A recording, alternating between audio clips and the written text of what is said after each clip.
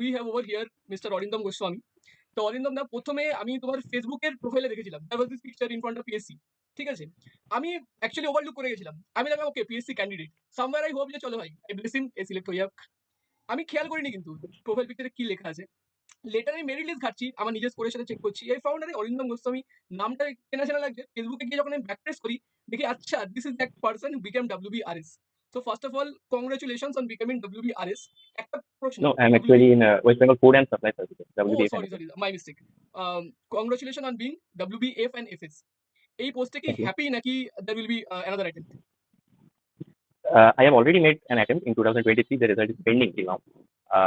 That year was good, quite good in terms of optional subjects. So I'm hopeful that something bigger will happen next time. But for now, I'm happy. It's a very Okay. pleasant situation for me Congratulations right now. on being selected in group A. এটা নিজে থেকে একটা বড় অনেক বড় achievement একটা অনেক বড় অ্যাচিভমেন্ট এরপরে 2023 অ্যাটেম্পটা কেমন হয়েছে মানে অ্যাপ্রক্সিমেটলি এমসিকিউ পেপারসে কেমন মার্কস আছে এমসিকিউ পেপারসে আমার কোনোবারই খুব একটা ভালো থাকে না। তো মানে গড়পড়তা মার্কস মানে যারা এমসিকিউ লেজেন্ড হয় তাদের থেকে আমার একটু কমই আছে। আমার ওই 527 নিয়ার অ্যাবাউট আছে in 2023। 527 is good. আমি বলবো একটু বেটার করা যেতে পারতো বিকজ ম্যাথস যেতে পেপার পারতো, বাদে হ্যাঁ। Everything was easy maths and science paper এই বাদে যে এভরিথিং ওয়াজ ইজি এন্ড একদম। ডেসক্রিপটিভে কেমন গ্রিপ কেমন আছে ইজ ইট গুড ডেসক্রিপটিভ আমার ভালোই হয়েছে, কারণ 2022 এর রেজাল্টটা দেখে আমি ওটাই মনে হয়েছে, কারণ আমার 2022 আমার নাম্বার তুলনামূলকভাবে কম ছিল।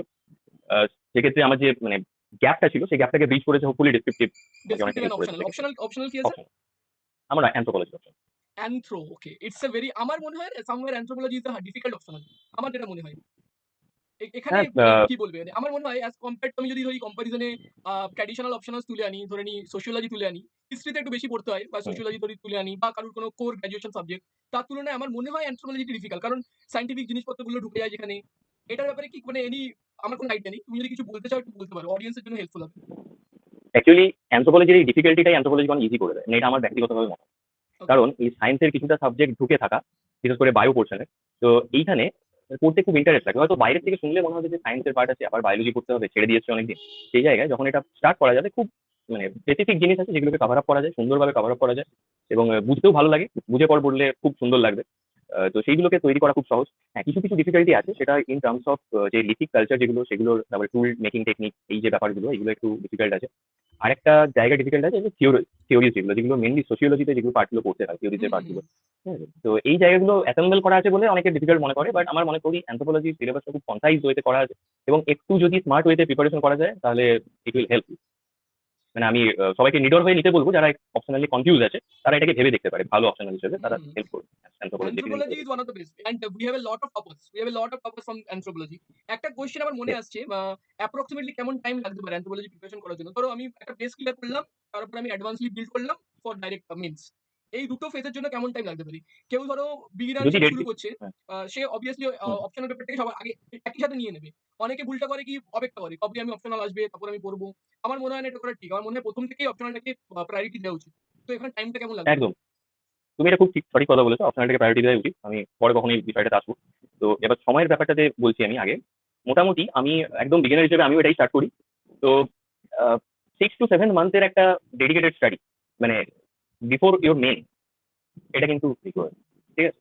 মানে ওকে মেন্সের আগে 6 থেকে 7 মাসের একটু পড়াশোনা দরকার, যাতে মানে নিজেকে ওই আর একদম অ্যামেচার লেভেল থেকে একটু আপলিফ্ট করে নেওয়া উচিত ওই টাইমটার মধ্যে।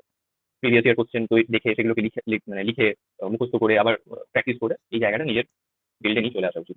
আচ্ছা পিওয়াই কিউ রিপিটিশন কি ভালো হয় অ্যান্থ্রোতে হ্যাঁ, বিআইটি রিপিটেশন হয়, কিন্তু বিগত আমি যদি এটা বলি 2022 সালে কিন্তু, মানে 2000 যেটাতে আমি পেয়েছি, সেটাতে কিন্তু পিআইকিউ রিপিটেশন হয়নি এমনটা বলবো না, কিন্তু কোশ্চেনটাকে ঘুরিয়ে করেছে।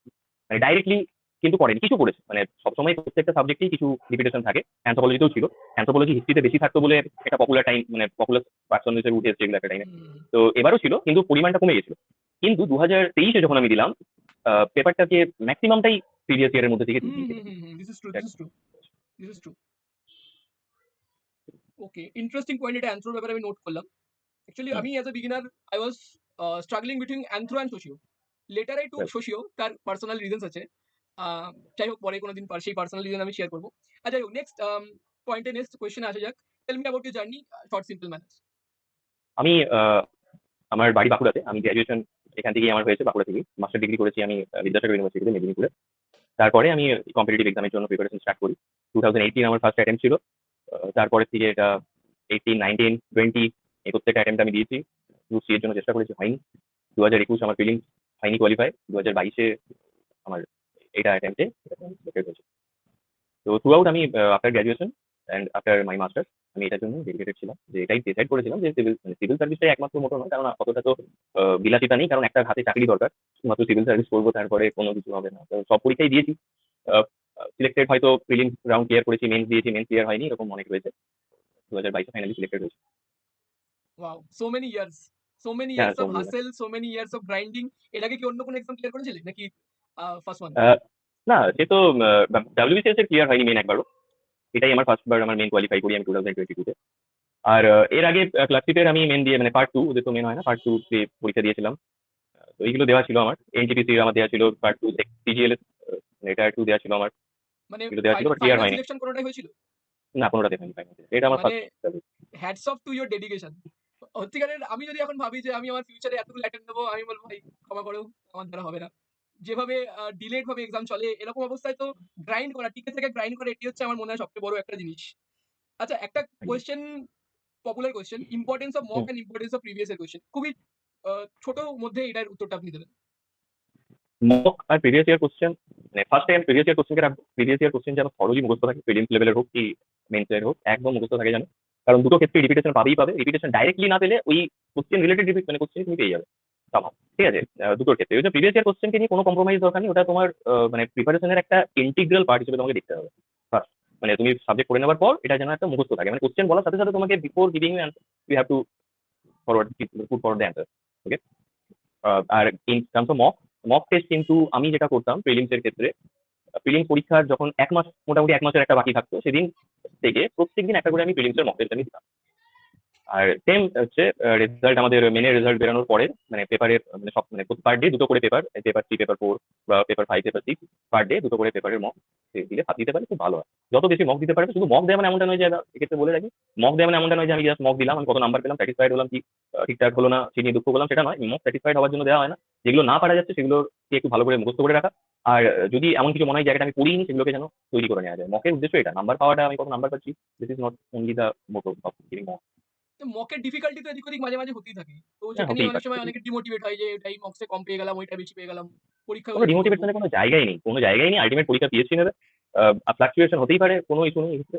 তুমি মক দাও, তোমার কাজ, তুমি পড়েছো, তোমাকে পড়তে হবে, আরো পড়বে। তুমি তার মধ্যে একটা পার্ট হচ্ছে মক দেওয়া। তুমি একটা মক দিয়ে তোমার জীবন সেটেল হয়ে যাবে না। তুমি তার মতন করে নিজেকে তৈরি করবে, অ্যানালাইসিস করবে, খারাপ হতে পারে, ভালো হতে পারে। আল্টিমেট পরীক্ষা পিএসসি গিয়ে হবে। So don't worry hmm about hmm that. হুম।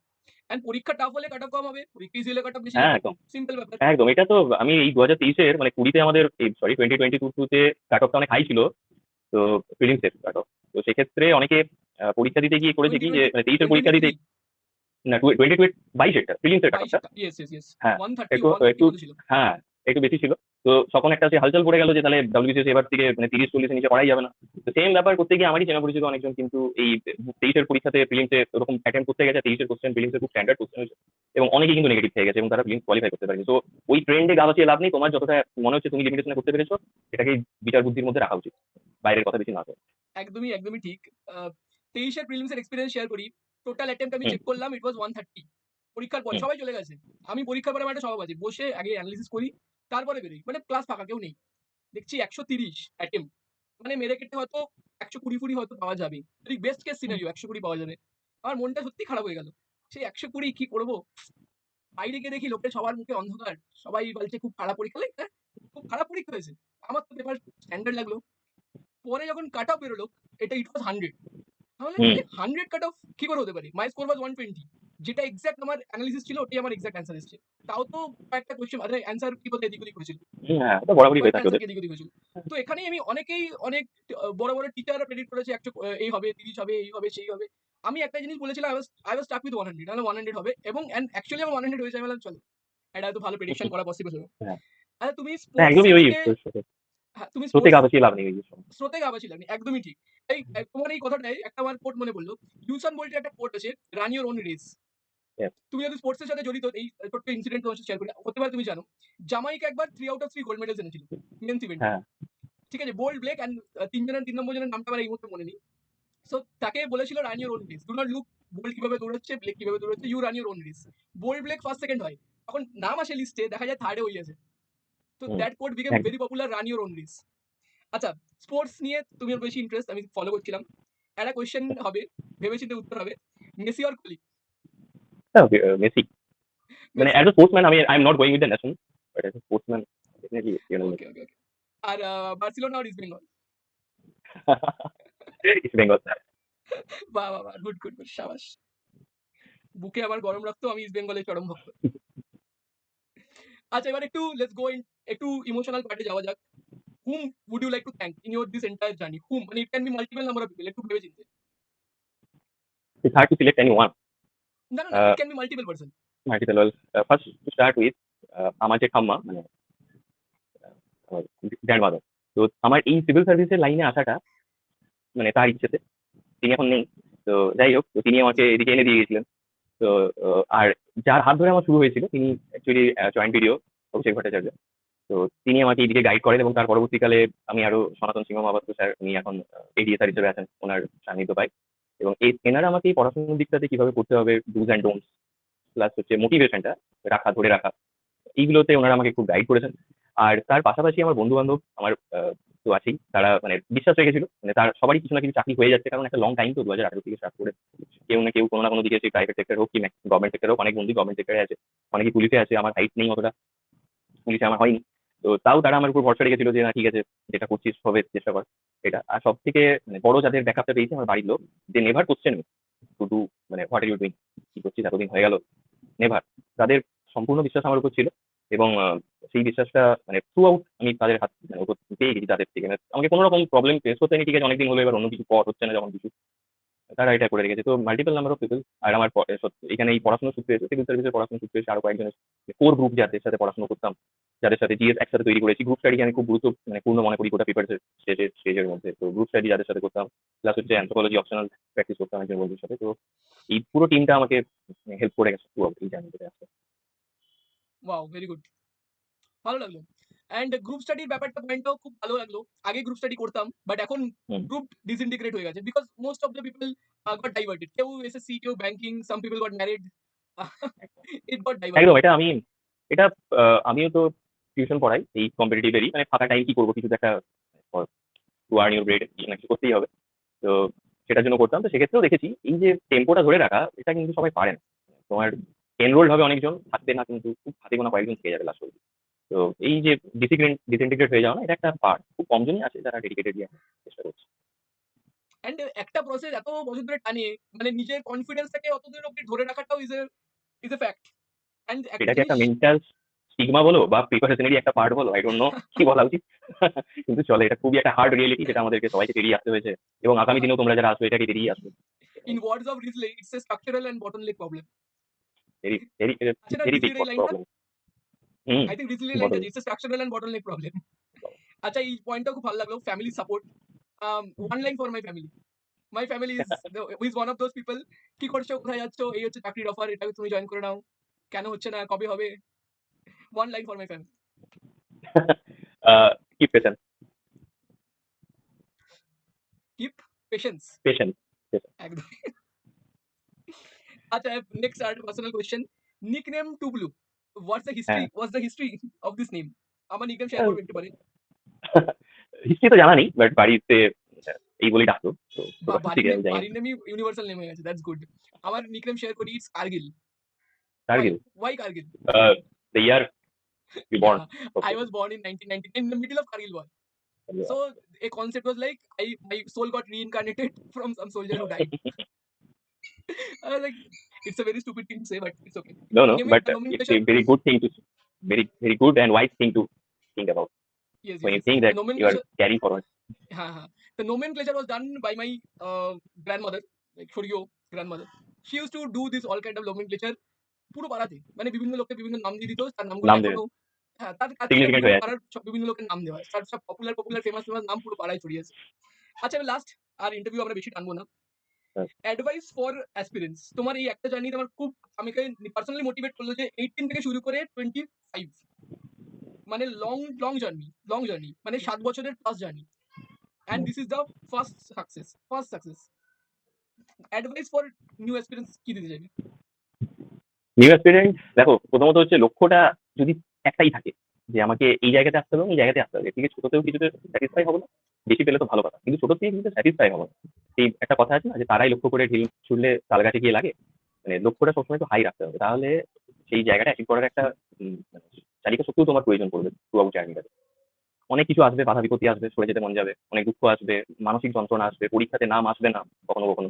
ঠিক আছে, তুমি দেখবে তোমার খুব কাছের বন্ধু হয়ে গেল, তোমার হলো না, সমস্ত কিছু হবে। কিন্তু এত সবের পরেও তোমাকে যদি চালিয়ে যেতে পারো বা তোমার মন থেকে যদি মনে করে যে আমি পারবো, এখন চেষ্টা করবো, এটা চালিয়ে যাও। এটা সবার থাকে না। আর যত এই যে বটল নেকের কথাটা তুমি বললে, আমি কাছ থেকেই বলি, ইনিশিয়ালি একটা বটল নেক হবেই হবে, কিন্তু তারপরের থেকে যত তুমি এগোতে যাবে না, তুমি দেখবে তোমার আশেপাশে কম্পিটিশন কমে গেছে। তো একটু চেষ্টা করো, মানে হাল ছেড়ে দিও না। হারলে তো হারতেই পারো, হারাটা তো কমন ব্যাপার। একটু চেষ্টা করেই হারো। যদি জিতে যাও, মানে জিতে যাবে এই ভরসা রেখেই চেষ্টা করো। হারবে তো সবাই হারবে একটা টাইমে, মানে সবাই জিততে পারে না। মানে কিছুজন জিতবে, কিছুজন হারবে। কিন্তু তুমি যদি এটা ভেবে ছেড়ে দাও যে আমি চলো অনেকদিন হলো, 2 বছর 3 বছর হয়ে গেল, কোনো পরীক্ষা হচ্ছে না, ওবিসি কেস মিটছে না, কোনো রিক্রুটমেন্ট হচ্ছে না, কি করবো? বাড়িতে প্রেশার আছে, মেয়েদের ক্ষেত্রে হয়তো বিয়ে প্রেশার আছে, অনেক ধরনের প্রবলেম হতে পারে। ঠিক আছে, এজ বাড়ার সাথে সাথে। তো এইগুলোকে সমস্ত কিছুকে ব্যালেন্স করাও একটা চাপের ব্যাপার। সবার সবার আশেপাশের সারাউন্ডিং থেকে সমান যে সাপোর্ট আসবে এটা এক্সপেক্ট করাটাও ভুল। কারণ বিভিন্ন জন বিভিন্ন সোশিও ইকোনমিক ব্যাকগ্রাউন্ড থেকে বিলং করছে। তো তাদের পক্ষে সেটা চালিয়ে যাওয়া অনেক সময় মুশকিল হয়ে পড়ে। তাও আমি বলবো শুধুমাত্র আরেকটা ব্যাপার, শুধুমাত্র পড়াশোনা করছি এই ব্যাপারটার বাইরে গিয়েও কোনো না কোনো অ্যাক্টিভিটির মাধ্যমে নিজেদেরকে ইনভলভ রাখা খুব ভালো হয়। মাথা ভালো থাকবে। আইদার পড়াশোনা করাও, বাচ্চাদেরকে পড়াও বা হোয়াট এভার, খেলাধুলো ভালো লাগে খেলো বা কোচিং দাও। মানে দিনের শেষে মানে এমন নয় যে তোমাকে পুরোপুরি বুক ওরিয়েন্টেড, একদম পুরো বুক ওর্ম হয়ে থাকতে হবে যে পড়াশোনা ছাড়া আমি কিছুই বুঝবো না। সমস্ত কিছু করো, দিনের শেষে পড়াশোনাটা করো, আর যখন করবে সেটা যেন আনকম্প্রোমাইজ করে থাকে। ঠিক আছে, মানে নিঃশ্বাস প্রশ্বাস নেওয়ার ক্ষেত্রে আমাদের কোনো কম্প্রোমাইজ হয় না। আমাদের সিস্টেমটাই যেভাবে, কম্প্রোমাইজ হয়ে গেলে কি হয় আমরা সবাই জানি। এটাকেও সেরকম ভাবে একটা আনকম্প্রোমাইজিং অ্যাটিটিউডের মধ্যে রাখো, তাহলে হবে। আর একটা কি স্ট্র্যাটেজি, মানে সব করে শেষ করে দিতে হবে এমনটা না। মানে মানে একটু স্মার্ট ওয়েতে দেখো প্রিভিয়াস ইয়ারের কোশ্চেনের মানে কিরকম চেঞ্জেস ন্যারো ইট আসছে, ডাউন। কিরকম, হ্যাঁ হ্যাঁ ডাউন, তাহলে তোমাদেরই উপকার হবে ওভারঅল থ্রু আউট জার্নিতে। আর প্রত্যেকটা স্টেজের আলাদা আলাদা ব্যাপার। তো প্রিলিমসের মেন্স একরকম, মেন্সের পরে ডেসক্রিপটিভ একরকম, ডেসক্রিপটিভ অপশনাল একরকম, অপশনালের পরে আবার সমস্ত কিছু পেরিয়ে গেলে ইন্টারভিউ প্রিপারেশন একরকম। প্রত্যেকটা জার্নি এনজয় করবে, খুব ভালো লাগবে। খারাপ ভালোটা লাগবে পরে, তার আগে কিন্তু একাধিক খারাপ লাগার সিরিজ অফ খারাপ লাগা থাকবে। তো সেইগুলোকে পার করে ভালো লাগাটাই পৌঁছাতে হবে। তো চেষ্টা করে যাও, হাল ছেড়ো না। যদি ইচ্ছা থাকে মনের মধ্যে, আশা করি ভগবান তোমাদেরকেও ফেরাবেন না। Your success is a definition of হাল ছেড়ো না। আমার আজকে এটা একদম। মনে হলো ইউর সাকসেস ইজ এটা ডেফিনেশন অফ অনেকেরই, হাল ছেড়ো আমি না। শুধু আমার জন্য বলছি না, অনেকেই আমি এরকম ভাবেই দেখেছি। তো আমার এটাই এটাই অ্যাটিটিউড অনেকের কাছে। সবার কাছে তো সমস্ত কিছু থাকে না। তো তাদের কাছে এটাই আঁকড়ে ধরার মতন কিছু একটা হয়। তো আঁকড়ে ধরো এটাকে, দেখো কি হয়। দেখো। And last few years preparation করে একটা জিনিস বুঝতে পারলাম যে it's a game of privilege.